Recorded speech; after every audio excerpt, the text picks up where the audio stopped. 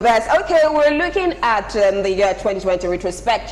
Before we look at the year 2021, we have to go a little bit backwards and see how far or how well we coped in 2020 in terms of the economy and, of course, security outlook in the country and, of course, forge ways for the year 2021. Last year, we started with the issue of health, COVID-19, which of course disrupted a lot of activities around the world and in Nigeria. We also looked at the issue of education with the ASU strike over 10 months and finally calling it off. And though they've called off the strike, the Nigerian University Commission is saying that students may not still be able to resume back in schools due to all the COVID-19 protocols that have been put in place. We would recall, and of course, we are having a bit of a second wave of the virus in Nigeria as we're seeing increasing number of cases in the country. And with this, we are all advised and of course reminded to make use of all the COVID-19 safety protocols given to us. Make use of your face mask, social distancing. Right here in Lagos, we know that a lot of public gatherings, there's a capacity you have to be in, and of course clubs, street parties and carnivals were all locked up during the festive season. Even though they were locked up, at least we still had time to stay with our family. The important thing is to stay alive. Yes, your health is your wealth. Is not only for you to enjoy during this period and later on you end up in the hospital. We had lots of people who died in the year 2020, lots of prominent people, and of course lots of Nigerians out there. Of course, we do pray for their families, that the God will always and of course support their families during the trying period.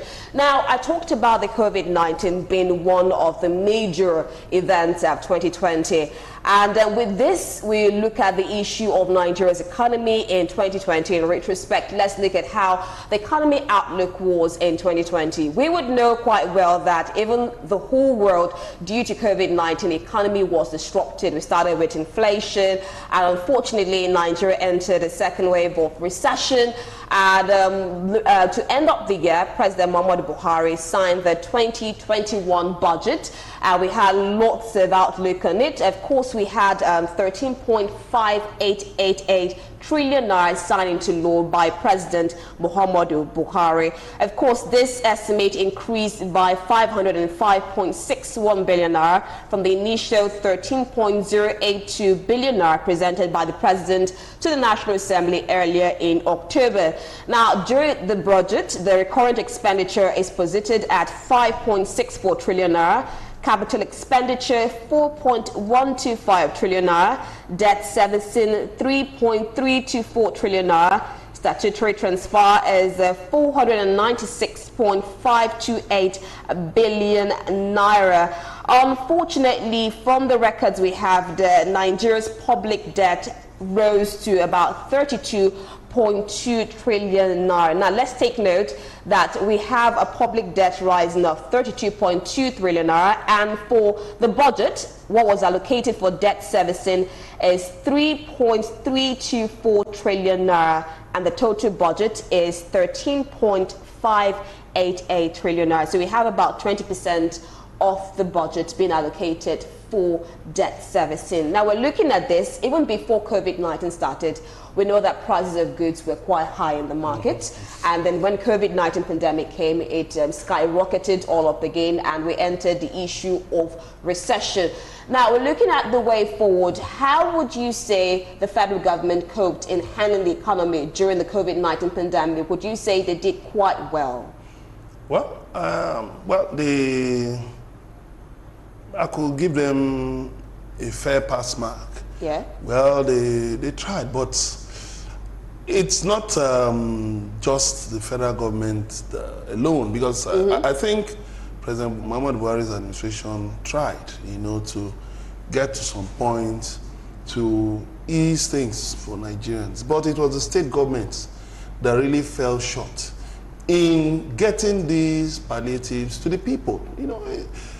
There were donations from the private sector. You had the COVID, you had donations from the international community, and the federal government also rolled out things, rolled out schemes to help the people. But you now found out that around October, we discovered that there were a lot of these things in warehouses, and the governors were telling Nigerians that these things were for the second wave of COVID-19. And I wonder, people are not getting the right kind of nutrition. They are not getting enough of nutrition to boost their immunity, which is one of the recommendations of the World Health Organization.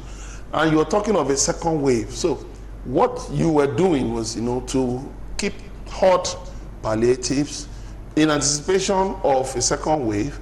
Now, by then, those palliatives, in what state would they be in?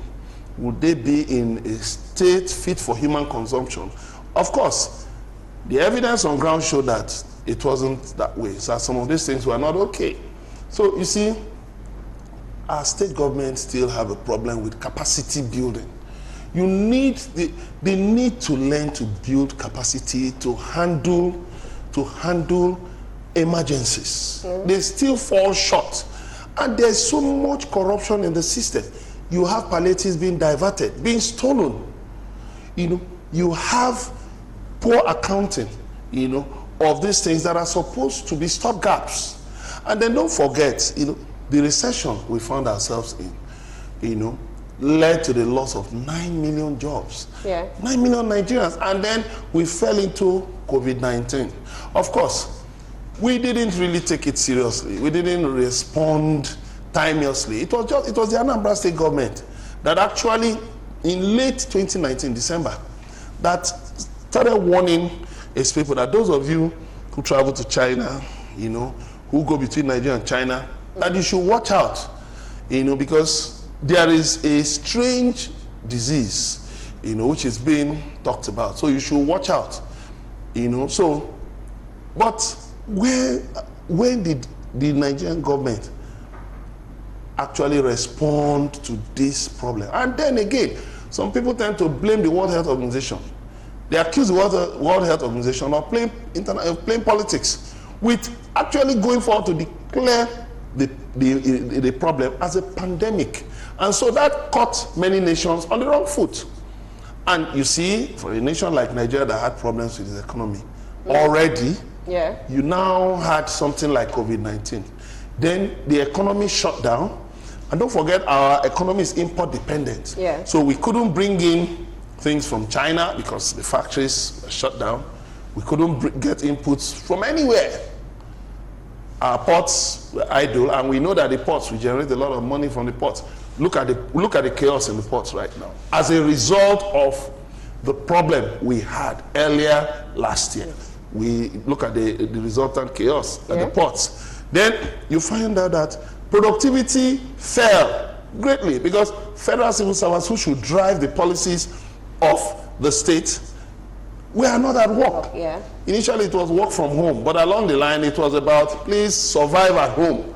Nobody was really even talking about working anymore. It wasn't actually hard for you to even work from home. And then government was not making revenue. If you remember, the chairman of the Governors Forum, Ekiti State Governor Fayemi, at a point was even saying that around June, that states might get to the point of zero allocation. So you even found out that we were caught between a rock and a hard place, and government had to jump ahead of laid down protocol. We're talking of protocols, but at a point, government had to get schools reopened, government had to reopen markets, reopen business places, because they had to make money, or else the economy would have bottomed out. In his words, Lagos State Governor said even recently, we cannot afford another lockdown again. Look, just forget that. Unless, God forbid, COVID-19, takes on a toll like you had the Spanish flu of 1918. But I don't think government cannot afford a lockdown. That would be disastrous. That would be suicidal. Because our economy is on life support. The borrowing is unprecedented.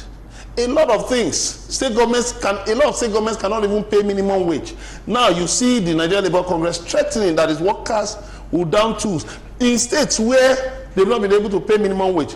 Now take note, the last minimum wage was 18,000. Many states could not even pay that 18,000. They were still stuck with 7,500, which was far back with Obasanjo. They couldn't pay the 18,000 that was reached under Jonathan. Then you will now want them to pay the 30,000 reached under President Buhari. Look at the time. look at the gap, look at the time lag. Okay, So, all right, we'll come back to that. As I said earlier on, President Muhammadu Buhari signed the 2021 budget 31st December. Let's take a look at that clip and we'll be right back to discuss economy matters in Nigeria. Considering recent budget implementation challenges, the Ministry of Finance, Budget and National Planning is to take all necessary actions to ensure the effective implementation of the 2021 budget. Ministries, departments, and agencies are hereby directed to redouble efforts towards implementation of their programs and projects in ways that promote the greater public good. The 2021 first quarter implementation will start from 1st January 2021, and the 2020 appropriation bill will also continue from January up to 31st March. That means there will be a lot of activities of government, especially in the capital, implementation. Pari passu, the 2020 up to 31st March, and of course the 2021 running concurrently. This is going to inject massive capital, massive funds into our economy. Cooperating is not about leadership. It's not about leadership. It's about the members. We're just there to give direction, and they have followed direction. They've done what they need to do, and here we are now, December 31, signing off on the 2021 budget. And who benefits from that? It's not me. It's not him. It's not the members. It's actually the people out there. We all talk about dividends of democracy. There cannot be dividends of democracy if there's no instrument to back it up, and that's that instrument that has just been signed into law.